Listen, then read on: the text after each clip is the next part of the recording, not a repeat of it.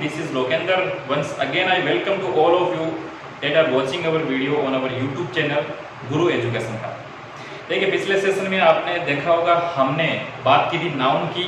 Parts of speech जो हम reading कर रहे हैं उसका सबसे पहला टॉपिक था वो था हमारा नाउन। उसके बाद में हमने बात की थी नाउन के अलग अलग प्रकार के एग्जाम्पल्स की। फिर हमने नाउन और नंबर पढ़ा था, नाउन और जेंडर पढ़ा था और हमारा जो पहला टॉपिक था पार्ट्स ऑफ स्पीच का भाग नाउन हमारा कंप्लीट हो चुका था। आज का जो हमारा सेशन होने जा रहा है वो पूरा बेस्ट होगा प्रोनाउन पर, यानी पार्ट्स ऑफ स्पीच का दूसरा भाग जो कह सकते हैं प्रोनाउन पर। तो आज हम सेशन शुरू करते हैं, वीडियो को अंत तक जरूर देखें। आज का सेशन बड़ा इंटरेस्टिंग होने वाला है कि आज के वीडियो में हम बात करेंगे प्रोनाउन की और प्रोनाउन जो है उसका परिचय हम पढ़ेंगे। तो आज का जो हमारा सेशन होगा वो केवल प्रोनाउन जो है उसके परिचय पर होगा, फिर हम आगे सेशन में देखेंगे। तो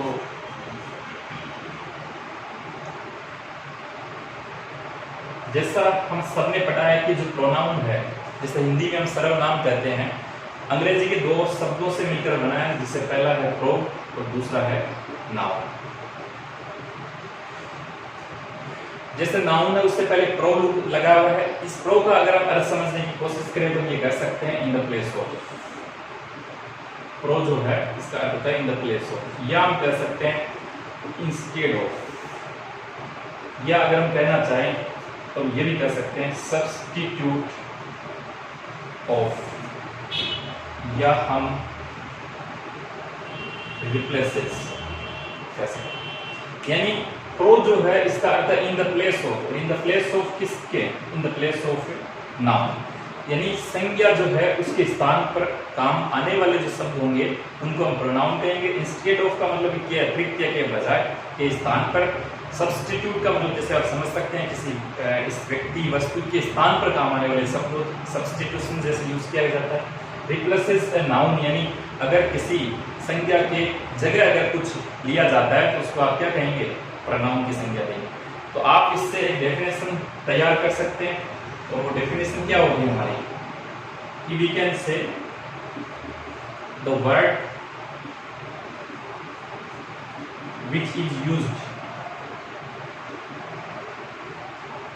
in the place of noun or instead of noun। एक सामान्य सी परिभाषा हम कह सकते हैं कि वो शब्द जिनका उपयोग जो है वो किसके स्थान पर किया जाएगा? इन द प्लेस ऑफ नाउन, यानी संज्ञा के स्थान पर किया जाएगा, उससे हम प्रोनाउन पढ़े। हमने लगातार हमारे स्कूलिंग डेज से इसकी सामान्य सी परिभाषा पढ़ते हुए आए हैं कि संज्ञा जो उसके स्थान पर काम आने वाले शब्द प्रोनाउन कहते हैं। लेकिन हम आज चर्चा इस बात की करेंगे कि संज्ञा के स्थान पर जो प्रोनाउन है उनकी आवश्यकता क्यों पड़ी, कि ऐसा क्या था संज्ञा के अंदर कि जिनकी वजह से हमें प्रोनाउन यूज करने पड़े। उसके लिए हम थोड़ा सा आगे एग्जांपल्स के माध्यम से देखने की कोशिश करते हैं। हम ये कह सकते हैं, जैसे एक एग्जांपल अगर मैं लूं तो मैं ले रहा हूं राम जो है वो इज एन इंटेलिजेंट बॉय। मैंने आगे लिया है he is my best friend। ये हमारा पहला सेंटेंस है कि Ram is an intelligent boy, he is my best friend. ये हमने कंप्लीट किया। तो आप देख सकते हैं बात हम कर रहे हैं राम की। राम जो नाउन है आपने ऑलरेडी पढ़ा है। नाउन जो है जो हमने ऑलरेडी हमारे पिछले 5 वीडियो जो है उसमें कंप्लीट किए थे, और हमने नाउन की जब चर्चा की थी तो हमने ये कहा था कि नाउन जो है इज नेमिंग वर्ड, यानी नाम क्या है? नाम है, उसको नाउन कह सकते हैं, और नाउन जो है वो नाम है। तो किसी भी व्यक्ति का नाम, वस्तु का, स्थान का जो है वो नाम जो है वो नाउन की कैटेगरी में रखा जाता है। तो आप ये कह सकते हैं कि नाउन जो है वो क्या हमारा यहाँ पर राम। तो राम एक इंटेलिजेंट एक प्रकार एडजेक्टिव है। बॉय जो है वो क्या है आपका नाउन। बॉय जो क्लास को रिप्रेजेंट कर रहा है तो आप कह सकते हैं कि बॉय जो है वो यहाँ पर कौन सी संज्ञा होगी आपकी? कौन सी? कॉमन नाउन, यानी आप ये कहेंगे कि ये आपकी जातिवाचक संज्ञा है। तो हम ये कह रहे हैं कि राम जो है वो एक इंटेलिजेंट लड़का है। लेकिन अगले सेंटेंस में हमने बात की कि he is my best friend, कि ही मींस यहाँ पर जो ही है वो किसके लिए काम में आया है? तो we can say he is used here for Ram, यानी राम जो है उसके बारे में बताने का काम किसने किया? ही ने किया। अगर हम इस वाक्य में ही की जगह अगर राम लिखते हैं तो क्या होगा, वाक्य जो है उसको हम कह सकते हैं थोड़ा एब्सर्ड होगा। इसलिए कहा जाता है कि जो नाउन है वो जब बार बार किसी वाक्य में रिपीट होते हैं, यानी नाउन की जो रिपीटेशन है वो मेक्स द लैंग्वेज एब्सर्ड, यानी कोई भाषा को बेढंगा कह सकते हैं एक तरीके से, या उसकी जो ब्यूटी होती है उसकी सुंदरता को समाप्त करने का काम कौन करता है, नाउन का रिपीटेशन। तो हमने ये समझा है कि नाउन को अगर बार बार किसी वाक्य में यूज किया जाएगा तो वो थोड़ा सा बेढंगा लगेगा और थोड़ा सा एक तरीके से कह सकते हैं कि उसकी ब्यूटी जो है वो रिमूव होगी।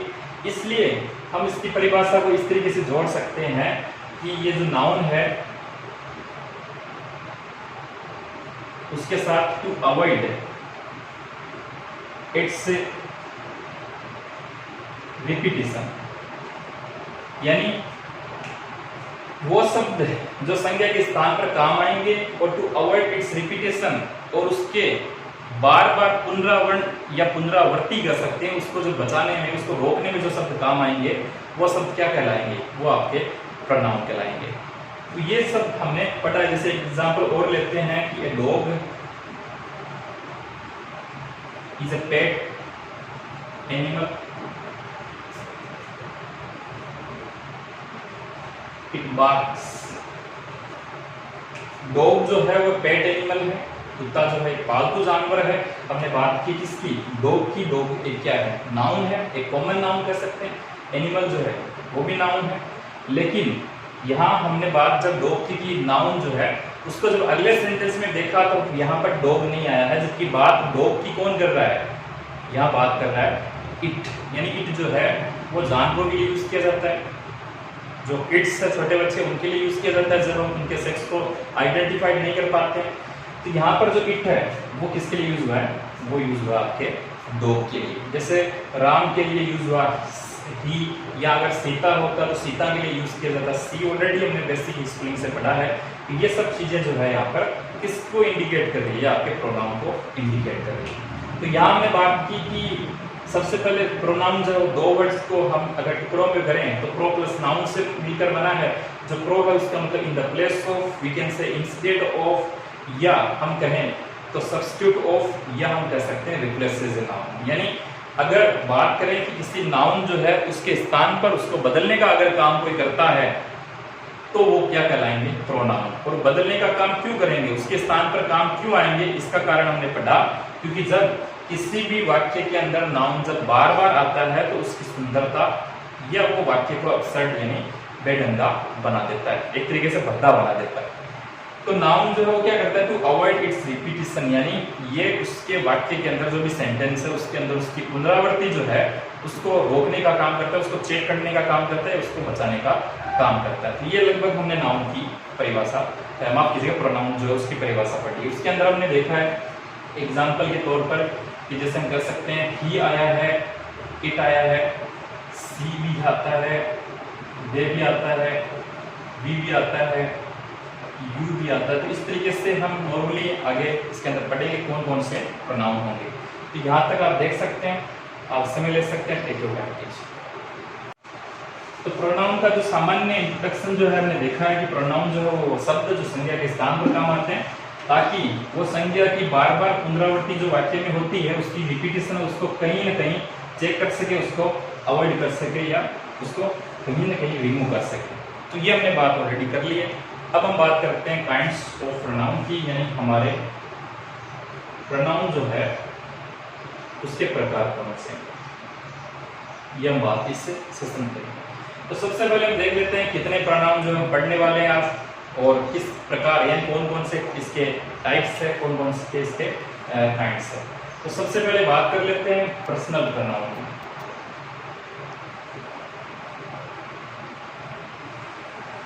फिर देखते हैं हम, साथ साथ आप उच्चारण करते रहे, साथ साथ बोलते रहे जब आप देखेंगे, और साथ साथ जब तक आप नहीं बोलेंगे तब तक आपके ये टॉपिक्स जो है क्लियर नहीं होंगे। साथ साथ जब आप वीडियो वॉच करें तो साथ साथ बोले जरूर।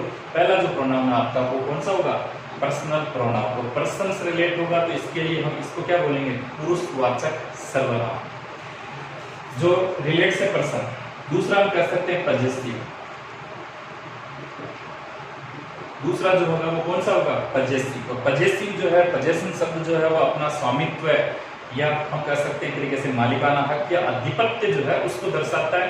तो पजेसिव जो है उसका मतलब आप कहेंगे अधिकारवाचक सर्वनाम। तीसरा हम देखेंगे इसके अंदर रिफ्लेक्सिव प्रोनाउन। रिफ्लेक्सिव प्रोनाउन जो है वो होता है जो हमारी प्राइवेसी को दर्शाता है, यानी रिलेटिव प्रोनाउन एक अलग है, यानी जो संबंधवाचक होता है, लेकिन रिफ्लेक्सिव प्रोनाउन जो है उसके अंदर हम पढ़ेंगे निजता, यानी ये निजवाचक सर्वनाम आपका होगा। चौथा जो है वो हम पढ़ेंगे एम्फेथेटिक या एम्फेटिक प्रोनाउन या एम्फेसाइजिंग बोलते हैं उसको। दूसरा जो नाम है आपका वो होगा एम्फेसाइजिंग, यानी ये जो है वो एम्फेसाइज करता है, दृढ़ता है, यानी बल सूचक है या दृढ़ सूचक सर्वनाम जो सर्व यानी संज्ञा जो होती है, जो सब्जेक्ट होता है उस पर जब बल डालने का काम करता है तो वो आपका नाउन कौन सा, माफ कीजिएगा, वो आपका प्रोनाउन होगा एम्फेटिक। आगे हम बात करते हैं पांचवें प्रोनाउन की, जिसके अंदर पढ़ेंगे डेमोन्स्ट्रेटिव, यानी आपका डेमोन्स्ट्रेटिव प्रोनाउन। डेमोन्स्ट्रेटिव जो प्रोनाउन होता है, जैसे डेमोन्स्ट्रेशन एक वर्ड है, डेमोन्स्ट्रेट यानी होता है प्रदर्शन करना, तो डेमोन्स्ट्रेटिव जो है वो पॉइंट आउट करता है, यानी हमारे जब नाउन की तरफ जब पॉइंट आउट करने का कोई काम करता है तो वो होता है डेमोन्स्ट्रेटिव, यानी संकेतवाचक। संकेतवाचक सर्वनाम जो होगा वो आपका पांचवा सर्वनाम। फिर आगे हम बात कर लेते हैं डिस्ट्रीब्यूटिव।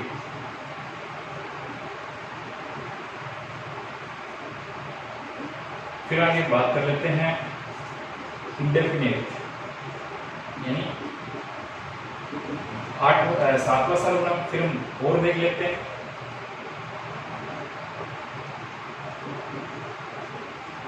इंटेरोगेटिव।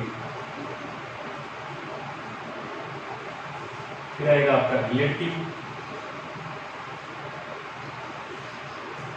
तो ये सभी जो है वो सर्वनाम की कैटेगरी में पढ़ेंगे। एक सर्वनाम और पढ़ेंगे वो होगा आपका एक्सक्लेमेटरी।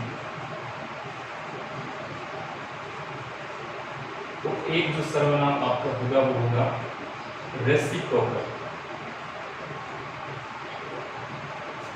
तो अलग अलग प्रकार के, यानी अंग्रेजी में 11 प्रकार के जो सर्वनाम है उनको हम पूरे सेशन में पढ़ने वाले हैं। सबसे पहले बात कर लेते हैं पर्सनल की। पर्सनल जो होगा वो होगा रिलेट से पर्सन, यानी बात जब किसी पर्सन की करेंगे, हम जब व्यक्ति की बात करेंगे तो वो होगा पर्सनल प्रोनाउन। पजेसिव का मतलब जिसमें अधिकारवाचक यानी अधिकारों की जब चर्चा की जाएगी, यानी जो अधिकार की बात करेगा वो सर्वनाम जो होगा वो आपका पजेसिव होगा। रिफ्लेक्सिव यानी जब हमारी प्राइवेसी की निजता की बात की जाएगी, जब निजवाचक सर्वनाम की चर्चा करेंगे तो उसके अंदर जैसे आप पजेसिव एडजेक्टिव जो होते हैं, जैसे सेल्फ जोड़ देते हैं किसी के अंदर, और वो सेल्फ यानी जब बात स्वयं या खुद की करेंगे तो उस प्रकार के जो सर्वनाम है, जैसे माई सेल्फ है, योर सेल्फ है, योर सेल्वेज है, आवर सेल्वेज है, हिम सेल्फ है, इट सेल्फ है, तो ये सभी प्रकार के बात करेंगे रिफ्लेक्सिव प्रोनाउन। आगे देखिए एम्फेटिक जो प्रोनाउन है, एम्फेसाइजिंग जो है वो दृढ़ता सूचक होता है, बल सूचक होता है, दृढ़ता सूचक सर्वनाम। ये भी इसमें और इसमें कोई फर्क नहीं होगा, लेकिन बात सब्जेक्ट के साथ काम आने की और वर्ब के साथ काम आने की होगी। डेमोन्स्ट्रेटिव का मतलब संकेत वाचक सर्वनाम, जैसे दिस है, दीज है, देट है, दोज है, इस प्रकार के सर्वनाम। डिस्ट्रीब्यूटिव जो है वो वितरण यानी हम कह सकते हैं कि वितरण वाचक सर्वनाम, यानी जिनसे हमें ऐसा पता चले कि हम किसी चीज को वितरित करने का काम करें, डिस्ट्रीब्यूटिव। इंडेफिनिट जो सर्वनाम है, यानी इंडेफिनिट जो प्रोनाउन है, उसका मतलब होगा कि ये निश्चित नहीं होंगे, इन सर्वनामों को बोलेंगे अनिश्चित वाचक। इंट्रोगेटिव का अर्थ आप समझ सकते हैं कि प्रश्नवाचक, जिसमें प्रश्न पूछने का काम किया जाएगा।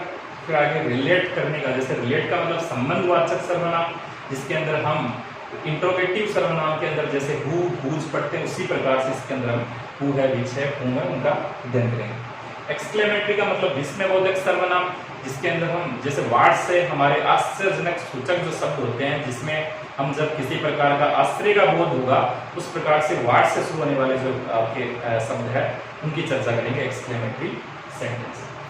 आगे रेसिप्रोकल जो है, जो पारस्परिक संबंध आपस में जब दर्शाया जाता है, जैसे वन अनदर, ईच अदर जो आप यूज करते हैं, जैसे एक से ज्यादा के लिए या दो से ज़्यादा के लिए जब बात की जाएगी तो वन अनदर की, या जब आपस में दो व्यक्तियों की बात की जाएगी तो ईच अदर की। तो ये हमने ऑलरेडी हालांकि पढ़ा हुआ है, लेकिन अब इससे टॉपिक के अंदर हम उनकी विस्तृत रूप से चर्चा करने जा रहे हैं।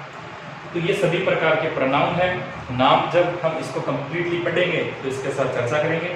जो हमने पढ़े हैं कम से कम 11 भाग है, प्रोनाउन को अलग अलग भागों में डिवाइड किया गया है। तो इन सभी का अलग अलग जो पोर्शन है, सबसे पहला जो पर्सनल प्रोनाउन है वो अगले सेशन में पढ़ने जा रहे हैं। आज हम केवल हमारे प्रोनाउन की इंट्रोडक्टरी जो क्लास थी, जिसके अंदर आपको सिर्फ ये देखना था कि प्रोनाउन होता क्या है, नाउन की जगह रिपीट होने वाला जो है और जो संज्ञा के स्थान पर काम आता है, और साथ साथ हम कह सकते हैं कि उसकी रिपीटेशन को अवॉइड करने का काम करता हुआ आपका प्रोनाउन था।